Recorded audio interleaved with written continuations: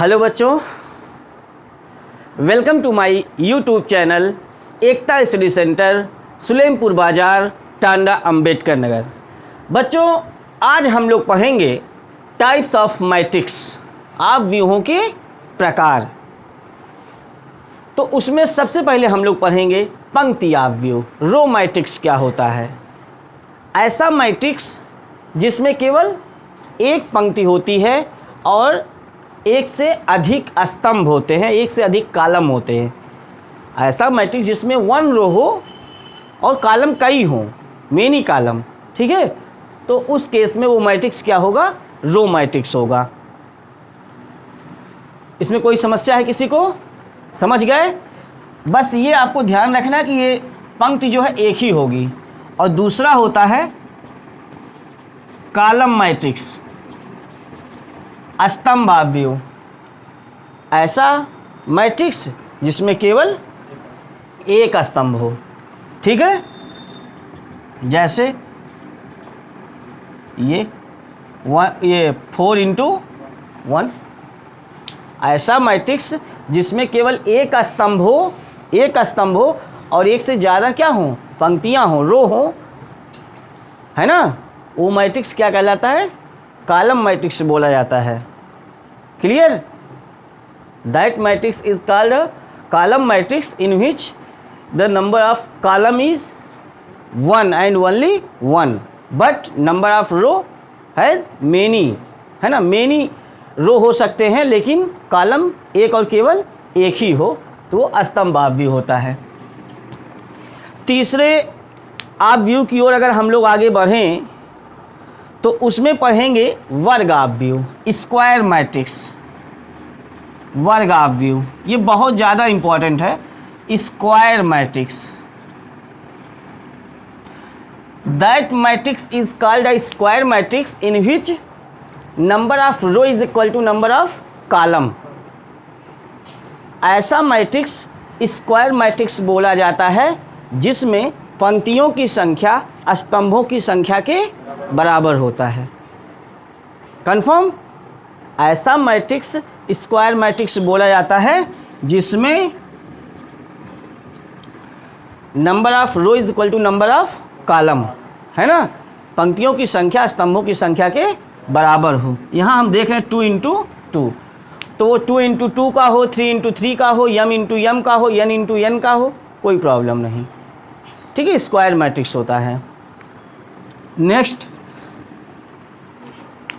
चौथा मैट्रिक्स आप लोग देखोगे, कौन सा? विकर्ण, विकर्ण आव्यूह, डायगोनल मैट्रिक्स, डायगोनल मैट्रिक्स, विकर्ण आव्यूह। विकर्ण आव्यूह क्या होता है बेटा? ऐसा मैट्रिक्स जिसमें वो भी मैट्रिक्स नहीं, स्क्वायर मैट्रिक्स आप बोलोगे। ऐसा वर्ग आव्यूह, ऐसा विकर्ण वर्ग आव्यूह, ऐसा स्क्वायर मैट्रिक्स जिसमें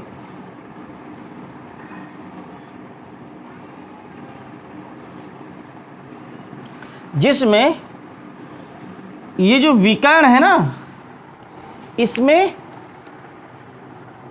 कोई भी एलिमेंट लिखे हों, समझ रहे हो, लेकिन इसके अतिरिक्त जो सारे एलिमेंट हों वो क्या हों? जीरो हों, तो विकर्ण आव्यूह कहलाता है। इसी को मुख्य विकर्ण बोलते हैं बेटा। क्या बोलते हैं? मुख्य विकर्ण।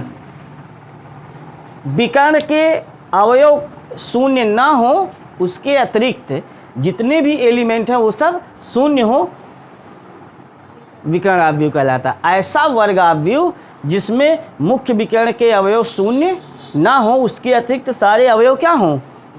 शून्य हो, क्या कहलाता है? विकर्ण आव्यूह कहलाता है। Any problem? पांचवा मैट्रिक्स आता है अदिश, अदिश आव्यूह, स्केलर मैट्रिक्स।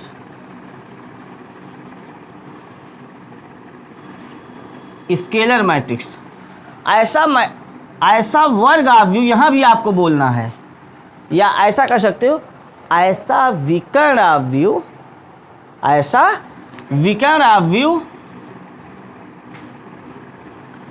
जिसके मुख्य विकर्ण के अवयव समान हों, मुख्य विकर्ण के अवयव समान हो, वो चाहे 4 4 हो, चाहे 5 5 हो, चाहे 3 3 हो, चाहे 2 2 हो, ये मैटर नहीं है। बस जो भी मुख्य विकर्ण के अवयव हो वो सेम हो और शेष एलिमेंट जो है उस विकर्ण, उस वर्ग आव्यूह के 0 हो, क्या कहलाता है? अदिश आव्यूह कहलाता है, स्केलर मैट्रिक्स बोला जाता है। क्लियर? नेक्स्ट आता है तत्समक आव्यूह, आइडेंटिटी मैट्रिक्स, बहुत ही इंपॉर्टेंट है, बहुत ज़्यादा इसका प्रयोग करना है आपको। आइडेंटिटी मैट्रिक्स,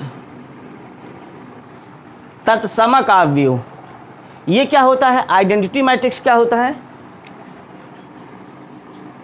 ऐसा विकर्ण आव्यूह जिसमें मुख्य विकर्ण के अवयव सिर्फ 1 1 1 ही हो, या सिर्फ 1 हो, जिसमें मुख्य विकर्ण के एलिमेंट क्या हो? 1 हो और बाकी शेष एलिमेंट 0 हो, क्या कहलाता है? तत्समक आव्यूह कहलाता है, आइडेंटिटी मैट्रिक्स कहलाता है। ये 3x3 का आइडेंटिटी मैट्रिक्स है। तो अब आप बताइए, ये जो अदिश आव्यूह है, अदिश स्केलर मैट्रिक्स आइडेंटिटी मैट्रिक्स हो सकता है, क्योंकि यहाँ पे हमने कहा था सेम, तो सेम में तो 1 1 1 भी हो सकता था।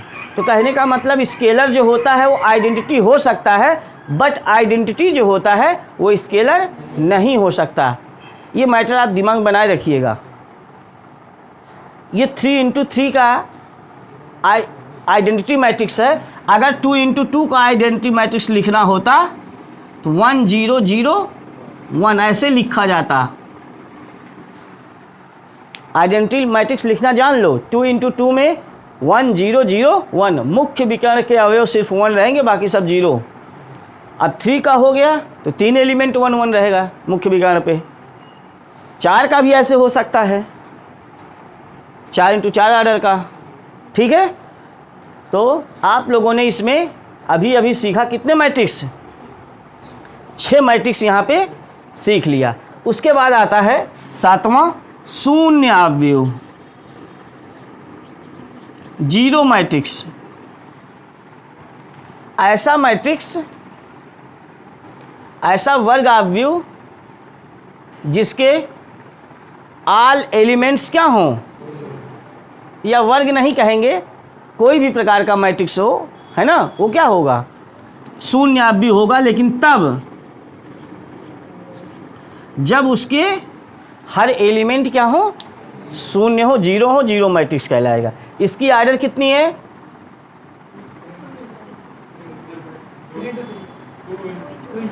2x3, पहले रो फिर कॉलम।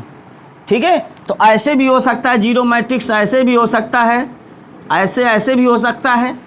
ये मैटर नहीं है, कोई भी मैट्रिक्स हो, अगर उसके ऑल एलिमेंट्स 0 हैं तो मैट्रिक्स क्या हो जाएगा? 0 मैट्रिक्स हो जाएगा। ठीक है, इतनी बात आप समझ गए? तो ये कुछ रहे मैट्रिक्स जो आपको यहाँ समझना था कि रो मैट्रिक्स क्या है। ऐसा मैट्रिक्स जिसमें केवल एक रो हो, नंबर ऑफ कॉलम्स जो है मेनी हो।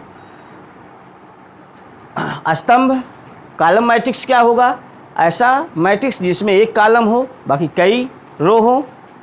स्क्वायर मैट्रिक्स ऐसा मैट्रिक्स जिसमें number of row is equal to number of column हो, जिसमें पंक्तियों की संख्या स्तंभों की संख्या के बराबर हो।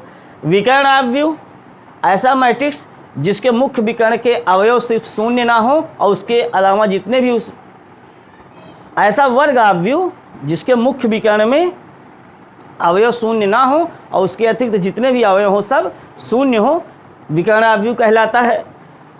अदिश आव्यूह ऐसा विकर्ण आव्यूह जिसके मुख्य विकर्ण में अवयव, लिखे गए अवयव समान हो और बाकी समस्त अवयव शून्य हो, अदिश आव्यूह कहलाता है। तत्समक आव्यूह ऐसा अवयव जिसके मुख्य विकर्ण के अवयव सिर्फ 1 हो और अन्य 0 हो, क्या है? तत्समक है। ये जो मैं बोल रहा हूँ अन्य 0 हो तो नहीं, क्योंकि अगर विकर्ण कह दोगे तो विकर्ण का मतलब ही हो जाएगा कि शेष अवयव 0 ही है, खाली मुख्य विकर्ण की बात है आपको बतानी है उसमें, ठीक है ना। और शून्य अवयव ऐसा अवयव जिसके समस्त अवयव 0 हो, 0 मैट्रिक्स कहलाता है, ठीक है। बाकी मैंने इक्वलिटी ऑफ मैट्रिक्स अवयवों की समानता कैसे होती है ये सब पढ़ा दिया है, ठीक है। इतना आप लोग नोट कर लीजिए। तो हमने आपको पहली प्रश्नावली के सारे कॉन्सेप्ट जो थे वो पढ़ा दिए हैं। अब हम लोग एक्सरसाइज के क्वेश्चन ज़रा सीखेंगे। आप लोग वैसे ही सभी लोग जो भी लोग देख रहे हो वीडियो, सभी लोग किताब खोल लो और रफ लेके पेन लेके बैठ जाओ। देखिए पहला क्वेश्चन, देखिए आप सभी लोग क्या लिखा हुआ है। लिखा हुआ है उसमें एक आव्यूह दिया गया है, उस आव्यूह का क्रम या कोटि कितना है? कितना है? 3 इंटू 4 है। इसमें 3 रो हैं, देखो 3 रो है और 4 कॉलम है, तो इसका कोटि कितना हो जाएगा? 3/4। 3 गुणे 4 या 3/4 उसको दोनों बोलते हैं। लिखने का गुणा ही लिखा जाता है बाई को, ठीक है, समझ गए। और दूसरा क्या पूछा है? A11 की वैल्यू बताओ। 11 का मतलब पहला एलिमेंट, पहला पंक्ति, पहले क्या लिखा है? 13 की वैल्यू 13 का मतलब है उसमें से पहली पंक्ति और तीसरे कॉलम का एलिमेंट ढूंढ लो। पहली पंक्ति तीसरे कॉलम का 19 हो जाएगा। फिर किसकी वैल्यू है? A21 की वैल्यू बतानी है। तो दूसरी पंक्ति ढूंढो सभी लोग। पहली पंक्ति, दूसरी पंक्ति और पहला स्तंभ कितना? 35। फिर A3 तीसरी पंक्ति तीसरा स्तंभ कितना? -5, ठीक है। फिर 24 दूसरी पंक्ति चौथा स्तंभ ढूंढो, उसमें दूसरी पंक्ति 12, ठीक है ना, समझ पा रहे हो सभी लोग? ठीक है। फिर क्या पूछा है? A23 दूसरी पंक्ति तीसरा स्तंभ कितना? 5/2, ठीक है। और क्या पूछा इसमें? अवयवों की संख्या। तो अवयवों की संख्या के लिए मैंने बताया था कैसे हम नंबर ऑफ एलिमेंट निकालते हैं। तो जो उनका आर्डर होता है उसी को गुणा करके निकाल लेते हैं, कितना आएगा? 12, ठीक है। वही 12 इसमें अवयव हो जाएंगे। तो पहला क्वेश्चन सभी लोग समझ गए? बढ़िया है। दूसरा क्वेश्चन समझिए। यदि किसी अवयव में 24 अवयव हैं तो इससे या इसकी संभव कोटियाँ क्या हैं? 24 अवयव, कितने अवयव? 24। इसमें कितनी कोटियाँ संभव हैं, कितने आर्डर्स पॉसिबल हैं? तो 24 का गुणनखंड करिए, 1 गुणे 24 है ना। फिर 24 गुणे 1, 2 गुणे 12, 12 गुणे 2 तुरंत। फिर 3 गुणे 8, 8 गुणे, फिर 4 गुणे 6, 6 गुणे 4 या 6/4, ठीक है। 7 से होगा नहीं, 8 वाला हो चुका है ना, 9 वाला होगा नहीं, 12 वाला भी हो चुका है, ठीक है, अब नहीं होगा। इतने ही इसमें आर्डर पॉसिबल हैं, इतनी ही कोटियाँ संभव हैं। फिर उसी में पूछा गया है यदि इसमें 13 अवयव हों तब कोटियाँ कितनी संभव हैं? तो 2 कोटियाँ संभव हैं, 1 गुणे 13 और 13 गुणे, ठीक है। चलिए क्वेश्चन नंबर 4 देखते हैं। 18 अवयव हैं तब इसकी कोटियाँ, तो 18 का 1 से स्टार्ट कर दो, 1/18 हो जाएगा। 18 गुणे 1, 2 गुणे 9, 9 गुणे 3 गुणे 6, 6 गुणे, है ना। बस इसके बाद नहीं कुछ बनेगा इसमें। फिर उसी में पूछा है यदि उसमें 5 अवयव हो तो इसमें 2 कोटियाँ संभव हैं, 1 गुणे 5, 5 गुणे 1, समझ पा रहे हो? लिख ले जाओगे ऐसे? ठीक है, चलिए क्वेश्चन नंबर 4 की ओर चलते हैं। हमने क्वेश्चन नंबर 4 पे आधारित कई सवाल आपको इसके पहले वाले वीडियो में समझाया है और उम्मीद करते हैं आपको समझ में भी आया है।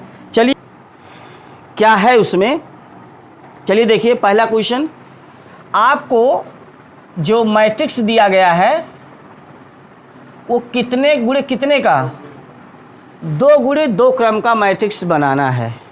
समझ गए? कितने क्रम का? In this condition Aij is equal to, मान लो हम पहला पॉइंट सॉल्व करते हैं, चौथे का पहला पॉइंट, तो कितना दिया है? I प्लस जे का बाई 2।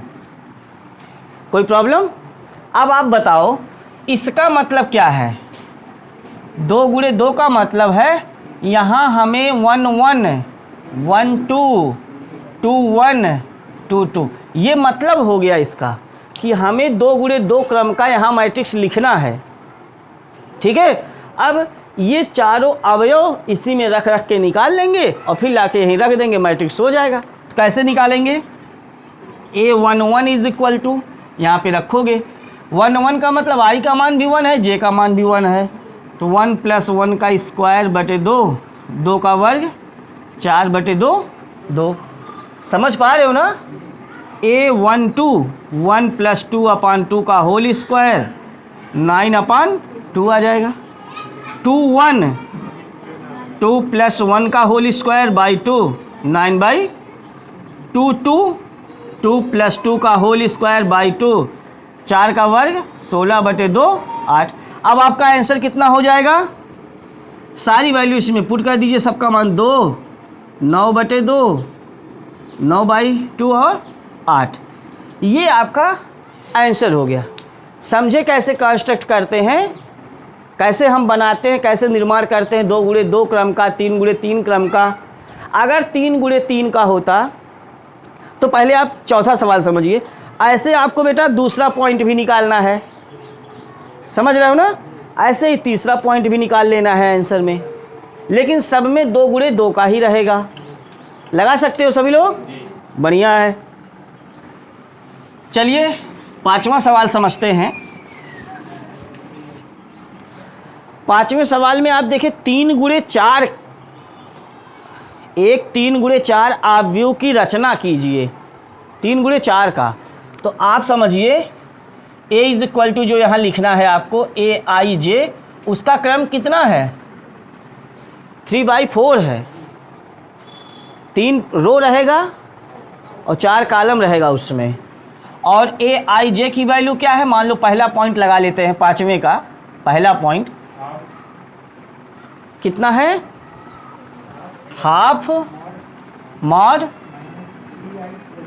-3i + j। ये आपका क्वेश्चन दिया हुआ है। आप सबसे पहले क्या करो बेटा, पहले आप 3/4 का मैट्रिक्स लिख डालो। 3/4 का मैट्रिक्स लिख डालो। कैसे? A11 A12 A13 A1 A21 A22 A23 A24 31 32 33 34। समझ पा रहे हो सभी लोग? अब इन सब की वैल्यू आपको इसी से निकालना है। मैं 1-2 पॉइंट इसमें रख करके समझा दे रहा हूँ। जैसे अभी इसके पहले वाले में बताया कि मान लो अगर आप पहला वैल्यू निकालते हो A11, तो यहीं पे रखना है। तो कितना? हाफ मॉड -3 × 1 + 1, हाफ -3 1 जा -3 और +1, मॉड के अंदर -2 आएगा, लेकिन मॉड के बाहर जब इसको निकालोगे तो ये 2 हो जाएगा और कट जाएगा तो 1 आ जाएगा। ये आपको अब ऐसे हर स्टेप में फॉलो करना है। ऐसे ही आपको A12 भी निकालना है, A13 A14 इसी वाले में रखना है बेटा। सब कैलकुलेशन से ऐसे 4 4 8 4 12 टर्म हैं, सब निकाल लो। ठीक है, और सबको फिर इन्हीं सब की जगह पे रख देना, आंसर हो जाएगा। समझ पा रहे हो? तो पाँचवें का जैसे पहला पॉइंट आप लोग करिए अब ऐसे बढ़िया से, ठीक है। ऐसे इसका दूसरा पॉइंट, तीसरा पॉइंट जो भी दिया गया हो, 2 ही पॉइंट दिया गया है, आप सभी लोग इसको लगा डालिए, ठीक है। समझ पा रहे हो ना? ठीक है, तो लगाइए इसको आप सभी लोग घर पे, ठीक है, लगाइएगा। चलिए नेक्स्ट क्वेश्चन देखते हैं। चलिए क्वेश्चन नंबर 6 मैं पूछूंगा सभी लोगों से, आपको बताना है। पहला पॉइंट मैं लिख रहा हूं 4 3x 5 is equal to YZ 1 5, ठीक है। एक मैं आपको समझाऊंगा, बाकी आपको इसका दूसरा तीसरा पॉइंट खुद लगाना है। इस क्वेश्चन में बेटा बताना आपको एक्स वाई जेड की वैल्यू, ठीक है। तो कितना सिंपल सा क्वेश्चन है। एक्स की वैल्यू कितनी होगी, लिख देंगे तुलना करने पर, on comparing x is equal to 1, y is equal to 4, इधर से कंपेयर हो जाएगा, and z is equal to 3, बाकी 5 5 के इक्वल है ही है, निकाल लोगे। ऐसे दूसरा पॉइंट क्या है, देखो x प्लस वाई है और 2 है 5 प्लस जेड एक्स वाई। ये थोड़ा सा है पॉइंट, इसमें समझना पड़ेगा। कितना कितना 6 2 5 8। अब आप देखो, आप क्या करो, आप पहले यहाँ से x की कंपेयर कर लो, तो x plus y is equal to, equation first 5 plus z is equal to 5, तो 5 को यहाँ से साइड चेंज कर दो, 5 minus 5 is equal to, z की वैल्यू 0 आ गया। और यहाँ से कंपेयर करो x y is equal to 8। अब आप या तो x की वैल्यू यहाँ से निकालो और इसमें पुट करो, या तो x की वैल्यू इससे निकालो, इसमें पुट करो। उसके बाद दो घात समीकरण बना के हल कर लेना है, इसको गुणनखंड करके दो घात समीकरण बनेगा यहाँ पे।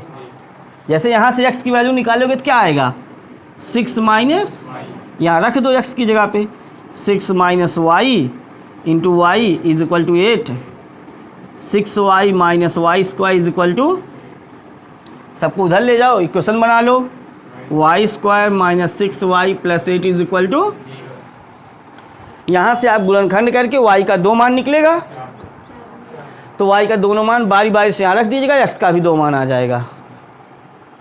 समझ गए कैसे सॉल्व करेंगे। ऐसे इसका तीसरा पॉइंट है, क्या क्या दिया हुआ है, x plus y plus z, x plus z y plus z is equal to कितना है ये 9 5 7। आपको बेटा एक्स वाई जेड की वैल्यू निकालनी, बहुत ही सिंपल सा क्वेश्चन है।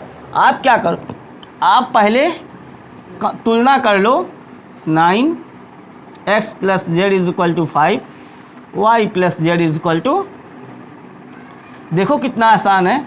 आप इक्वेशन फर्स्ट में से सेकेंड को घटा दो, फर्स्ट में से सेकेंड को घटाओगे तो x कट जाएगा, z कट जाएगा, y is equal to 9 minus 5, y की वैल्यू आ गई, कोई प्रॉब्लम। अच्छा, अब y की वैल्यू यहाँ रख दो, कितना 4 plus z is equal to 7, 3 आ गया है ना, x और जेड वाई और जेड दोनों हो गया, वाई जेड दोनों की वैल्यू फर्स्ट में रख दो, चाहे जेड की वैल्यू इसमें रख दो। चलो x plus 3 is equal to 5, 5 minus 3 is equal to 2, तीनों वैल्यू आ गई। आंसर चेक करना है आपको, तीनों जोड़ लो, अगर 9 आ जाए तो सही है, 4 3 7 2 9, आंसर सही, लगा सकते हो।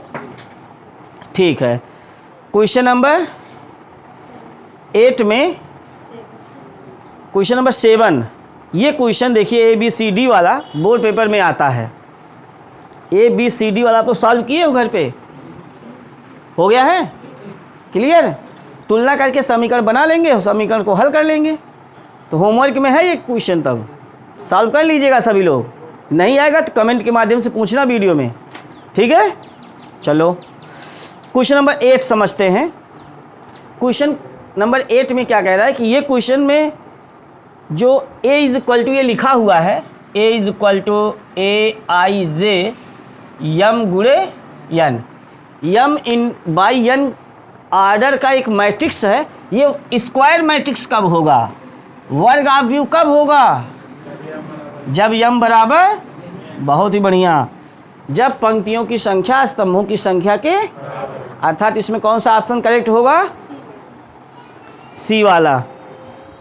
क्वेश्चन नंबर 9 कंपेयर करके सॉल्व कर लेना है, इसको भी सॉल्व किया लेकिन आंसर नहीं आया। चलो ठीक है, कितना कितना है, ठीक है, ठीक है। देखो इसको ज़रा सभी लोग, यही तो प्रॉब्लम है, कोई समस्या है, ठीक है, नोट कर लीजिए इसको फिर। हाँ तो ठीक है, ये आप लोग क्वेश्चन देखिए, इसमें स्क्वायर मैट्रिक्स कब होगा, जब यम बराबर n होगा। नेक्स्ट क्वेश्चन नंबर 9, 3x + 7 और y 5, ठीक है। यहाँ पे y + 1 2 - 3x is equal to 0 y - 2 8 4। देखो कितना सिंपल सा क्वेश्चन है बेटा। देखो यहाँ पे आप सोच रहे होंगे x की वैल्यू कितनी होगी, तो x की वैल्यू के लिए आप सीधे डायरेक्ट कंपेयर करो, तुलना करो। तो 3x + 7 इज इक्वल टू 0 -7 7/। आप सोच रहे होंगे y की वैल्यू किससे निकालें, y दो जगह दिया गया है, चाहे जिससे निकालो y से आंसर सेम ही आना, मिस्टेक नहीं आएगा। मान लो अगर हम इसको इसके इक्वल कर लें, 5 = y - 2, इसको इधर लाएंगे, 5 + 2 is equal to y, y is equal to, अगर यहाँ से भी आप निकालोगे तब भी 7 ही आएगा, 8 - 1 हो जाएगा, 7 आ जाएगा। बस x y की पूछ रहा था, तो यहाँ से कंपेयर करते हैं, देखते हैं। 2 - 3x इज इक्वल टू 4, इसको इधर ले चलो, 4 - 2 2 x इज इक्वल टू -2/3। तो क्वेश्चन में मिस्टेक है।